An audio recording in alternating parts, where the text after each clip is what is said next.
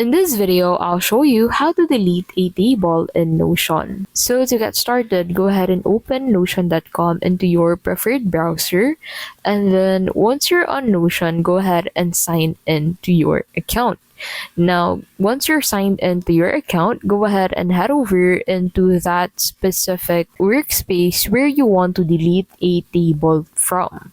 So click on that, and then once you're in here, go ahead and scroll down until you find the table.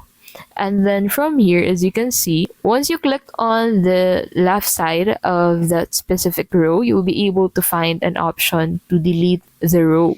So there are basically three ways for you to delete your table on Notion. First would be through deleting each row, and second would be through deleting each column, and lastly would be through deleting the whole table at once. So the first method would be through clicking on the left side of each of the row, and then from here you'll be able to find a delete button. So this will allow you to delete this entire row. Now, if you want to delete each column, you can actually click on the top of that specific column that you want to delete, and then you'll be able to find a delete button from there. So if you want to delete the whole table at once, you need to go ahead and click on this drag icon that you'll find beside the plus icon. So that will allow you to delete the whole table at once.